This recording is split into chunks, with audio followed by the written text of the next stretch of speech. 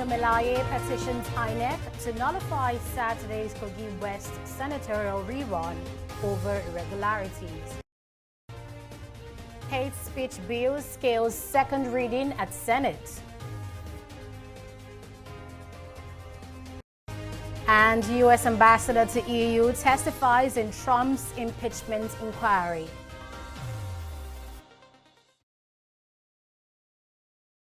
Many thanks for joining us on News Now on TV360 Nigeria. I am Annetta Felix. Former lawmaker representing Kogi West Senatorial District, Senator Dino Melaye, has asked the Independent National Electoral Commission, INEC, to cancel the senatorial election for Kogi West, which held on Saturday over allegations of irregularities.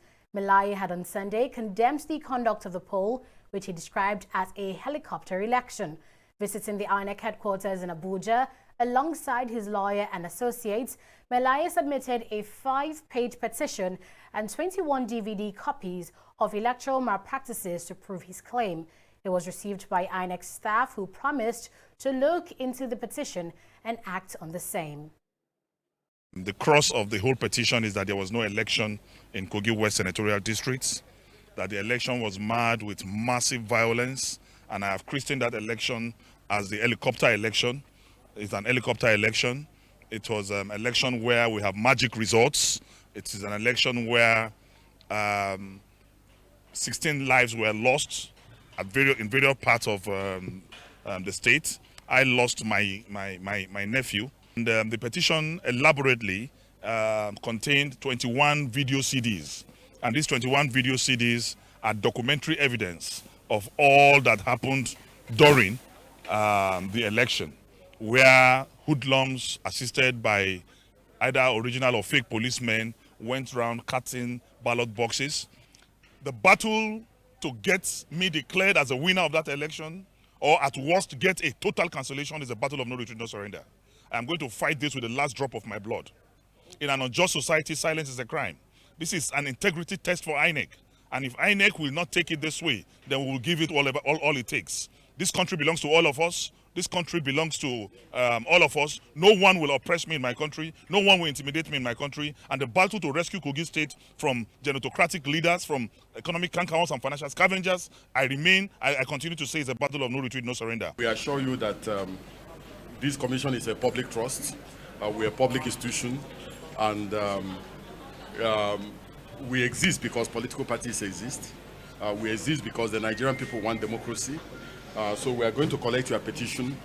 The chairman and the national commissioners will look at your petition, and we assure you that we are going to continue to serve the Nigerian people and do justice in all circumstances.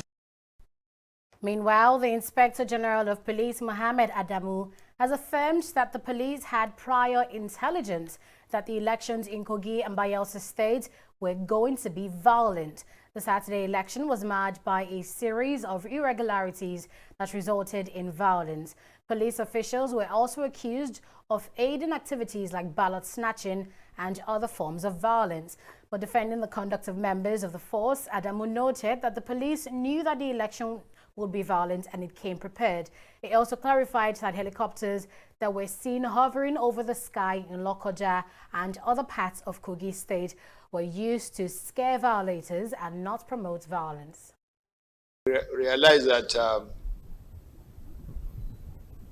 there was going to be violence in the two states because of during the campaign we saw how the opponents were fighting themselves. So we prepared so much for that.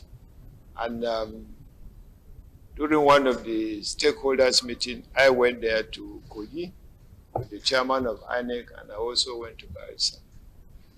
Even at the point of signing the peace accord for agreeing to conduct the election without any problem. After signing the peace accord in Kogi, within the hall there was problem by the parties. So we knew that it was not going to be easy. So we had to prepare heavily for that election. There was police helicopter, which was hovering. It was on patrol And at the course of patrol, you will see some incidents, maybe people fighting or people trying to snatch ballot boxes. Now you need to intervene. And at the course of intervention, of course, you can never use firearms, because during election, we don't carry firearms.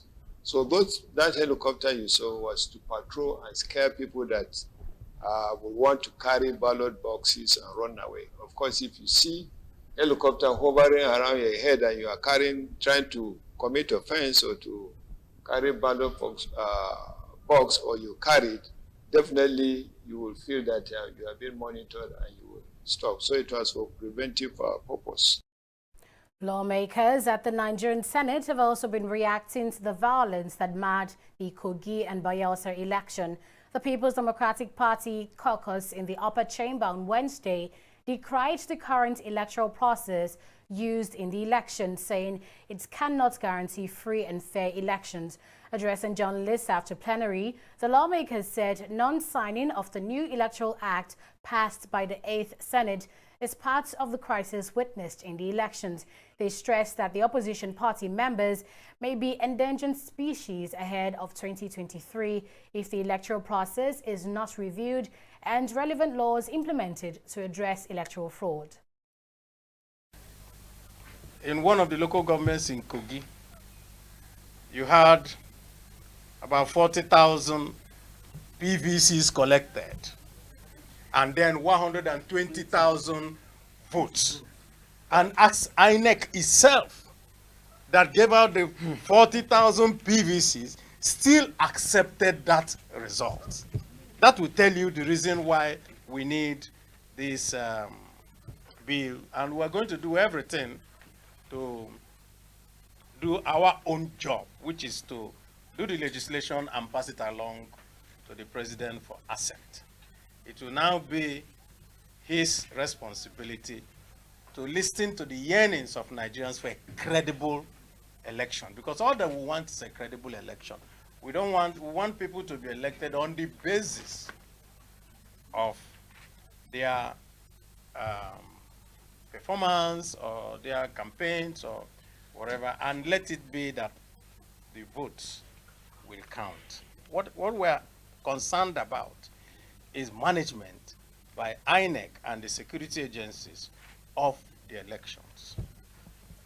I have done constituency projects, and we have always said that constituency projects are not done by the senators or the members of House of Rep. The constituency projects are domiciled in the executive, who execute it. And so if the president said that he hasn't seen anything for it, he should ask his ministers and his agencies under him as the executive, because they are the people who have been executing these projects. A proposed bill to regulate the use of social media in Nigeria has passed second reading at the Nigerian Senate. The bill, sponsored by Senator Musa Mohammed Sani, representing Niger East, proposes stiff penalties, including death by hanging for perpetrators of hate speeches. Reacting to the bill, Senator Chimaroke Namani explained that cyberspace laws were enough to take care of the bill, saying that other advanced countries never established such laws. Following this, President of the Senate, Ahmed Lawan, referred the bill to the Senate Committee on Judiciary, Human Rights and Legal Matters. Every person shall be entitled to freedom of expression, including freedom to hold opinion and to receive and import ideas and information without interference.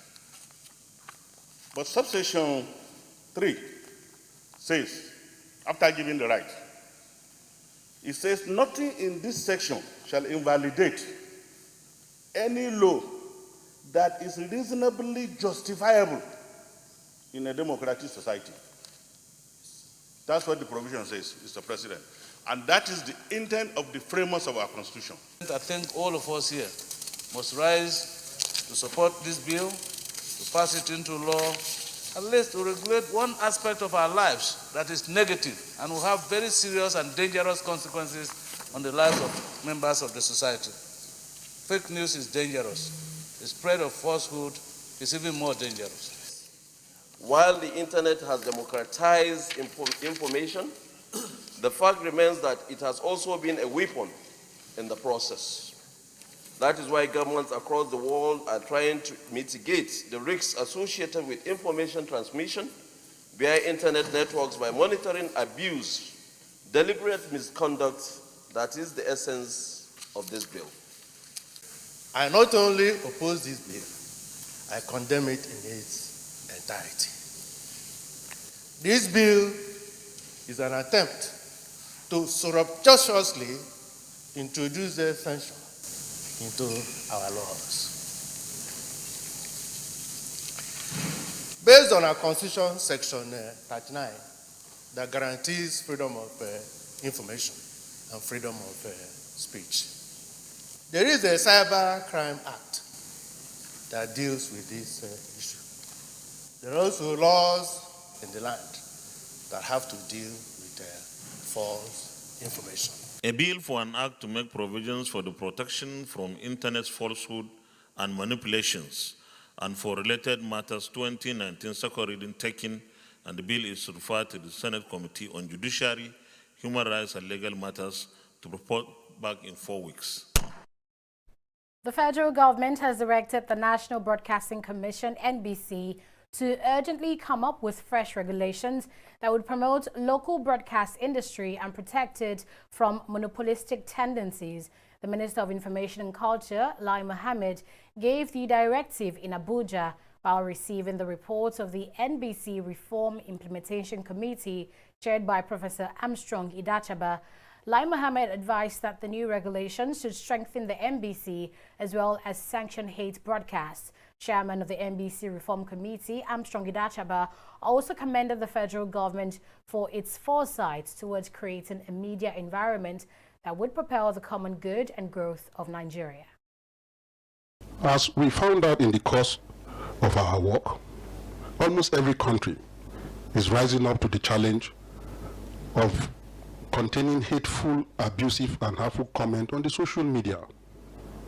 Our committee therefore recognizes that Nigerians indeed have a right to self-expression through all available platforms of media communication, but it is noteworthy that it is vital that platform owners and producers of content exercise some degree of responsibility for the good of society.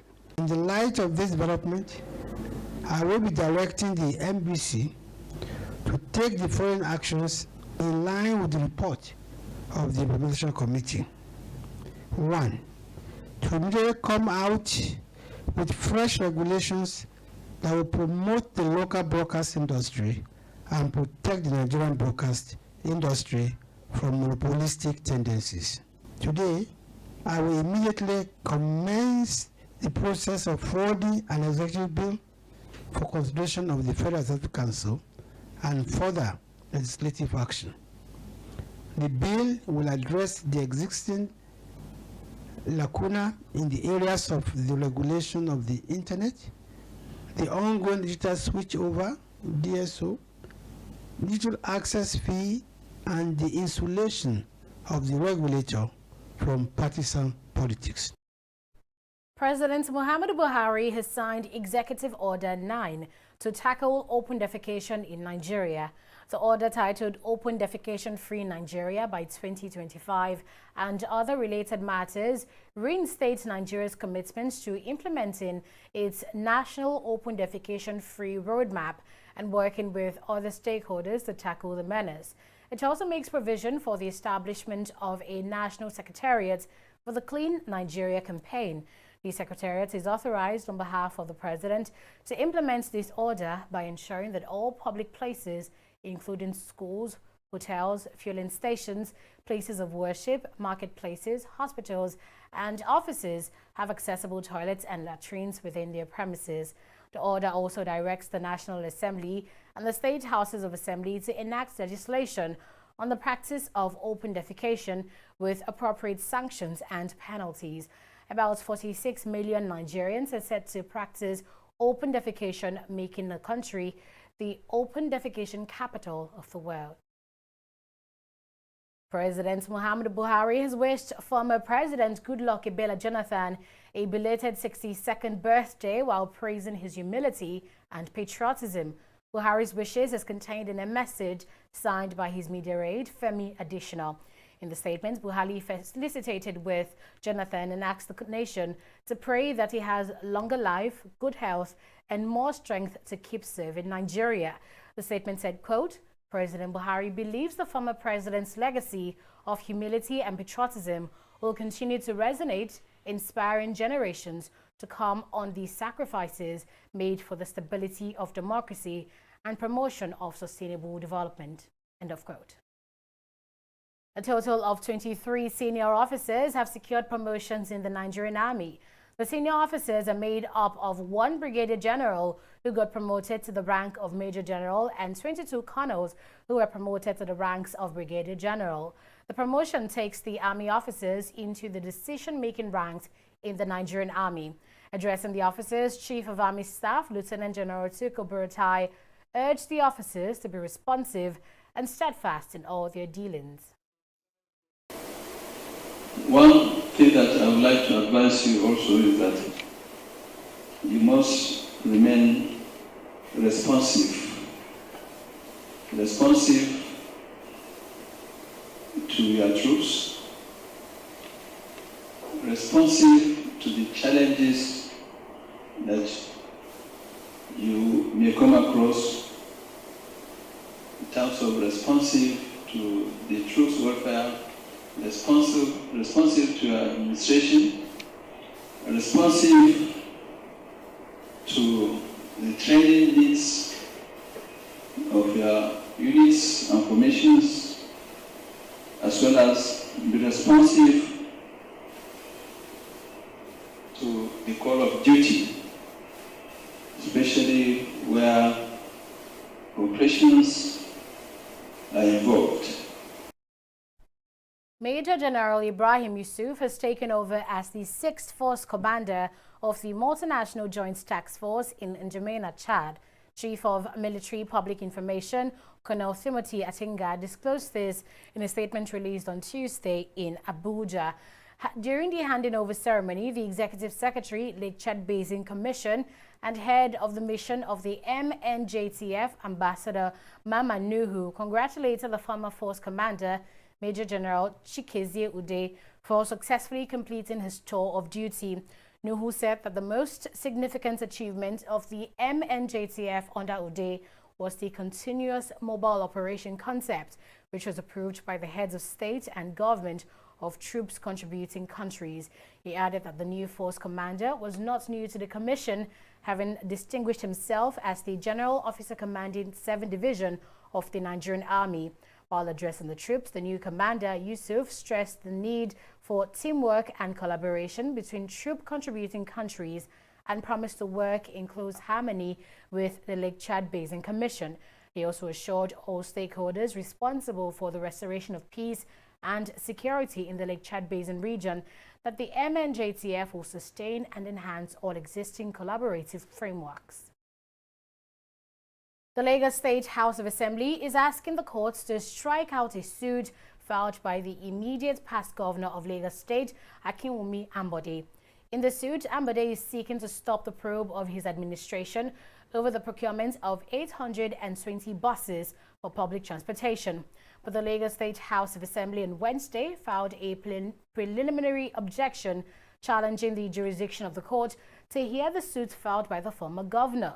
At Wednesday's proceeding, lead counsel for the State Assembly, Lawal Pedro SAN, informed the court that Ambode's lawyer, Taiwo Oyetibo, has served his team with a copy of his client's counter-affidavits to the preliminary objection.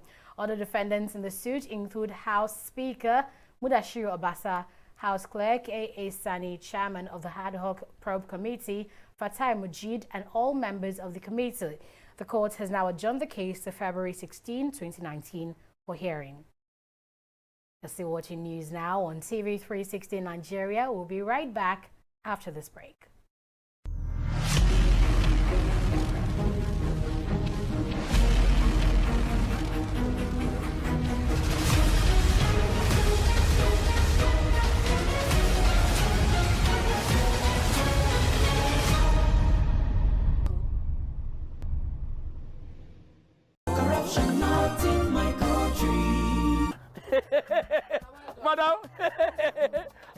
Madam, welcome.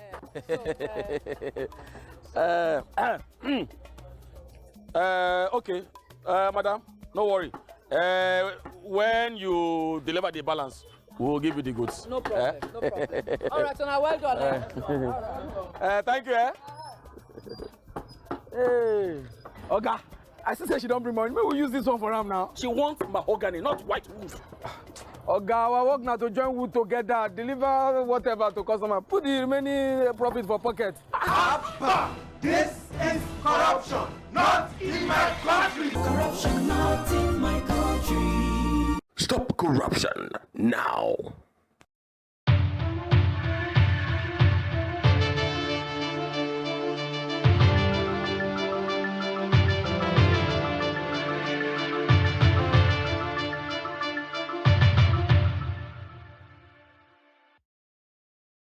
You're welcome back. It's now time for business news, and we see prominent African figures weighing in on the border closure by Nigeria. And we have Fidelia Aguncha with the details. Thank you, Annetta. Former Ghanaian President John Mahama has appealed to the Nigerian government to open its land borders so that economic activities can resume in West Africa. Mahama made the plea while delivering a business lecture in Lagos. He said a total closure of the border, especially the Benin border, is having a significant toll on many small and medium businesses, especially in Togo, Ghana, and Cote d'Ivoire that relied on inter-country trade. He also called on the Ghanaian government to bring an immediate end to the forceful and illegal closure of shops of foreigners, especially Nigerians, by members of the local trade association. In August, Nigeria partially closed its land borders to check smuggling activities and boost its economy. Well, the Nigerian Senate has urged the federal government to target the achievement of 100,000 megawatts of installed power capacity to match the size of Nigeria's economy and improve its development status. The upper chamber on Wednesday said it was disturbed that the nation's current 330 kV and 132 kV cannot supply enough electricity because of transmission constraints and due to lack of data acquisition system. This debate followed a motion sponsored by Senator Chukwuka Utazi. Utazi said the negative effect of Nigeria's power deficit continues to plague the economy, a fact that makes it imperative that urgent measures should be taken to find a lasting solution to the problem. This Senate projects that Nigeria can set a realizable target of generating the capacity of 100,000 megawatts to be achieved in the next 10 years with a national transmission wheeling capacity of the same amount of energy if it sets its mind to achieving it. This Senate convinced that this can be achieved if Nigeria makes use of its wonderful natural endowments to fuel its power needs. For instance, Nigeria can get energy from a mixed energy source, including natural gas, hydro, coal, wind, and the renewables, particularly solar energy. Those generating companies, Mr. President, generates 12 megawatts. Distribution companies distribute 12,000 megawatts. Distribution companies distribute 4,000 megawatts, while transmission companies transmit 7,000 megawatts. Mr. President, you and I know that with this, we don't use up to 12,000 megawatts, but we pay for it. We pay for it every month, and there is intimidation attached to it. What is wrong with us as Nigerians? Is this something we cannot do? We can. We can. We are brilliant. We have that human resources that is enviable across the world. But we now wonder, what is our problem? Leadership. Those handling the power, especially the discourse, these are poor people comparatively to the power itself. So let's face reality. Our problem is that our nation again is over-centralized. Urge the federal government to target the achievement of 100,000 megawatts of installed capacity for the country to match the size of Nigeria's economy and improve its developmental status. Those in support of Prayer 2 say aye. Those against say nay. The ayes have it. Prayer 3, urge the federal government to devise power generation models that are embedded at economic and industrial clusters, hinging around regional grids that are semi-autonomous but interconnected to the national grid. Those in favor of this prayer say aye. Those against say nay. The ayes have it. We'll now turn our attention to the stock market after this break.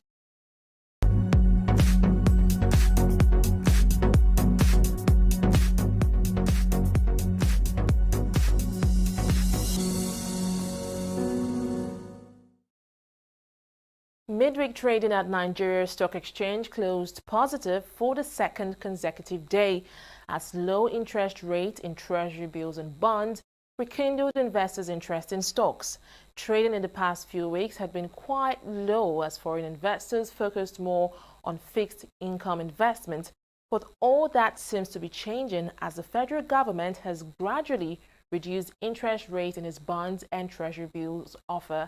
Now, this renewed interest in stocks has seen the market value surge to a 6-week high at 13.081 trillion naira. Well, let's now see the equities influencing today's gains. Top on the gainers chart is Nigeria Bridge right here, posting a 3 naira gain in its share price, and it is closely followed by Conoil, UBA, and First Bank of Nigeria Holdings, with a combined 1 naira 7 kobo boost in their value.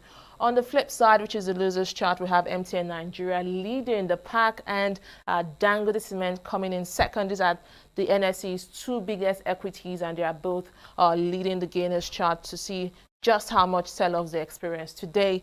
Well, NASCON Allied PLC and WAPCO, which is Lafarge Africa, also takes the third and fourth spot on the losers chart, posting massive gains as well. In summary, over 267 million shares worth more than 3 billion naira were transacted in more than 4,000 deals. And outside Nigeria, which is the foreign scene, we can see that it's all reds.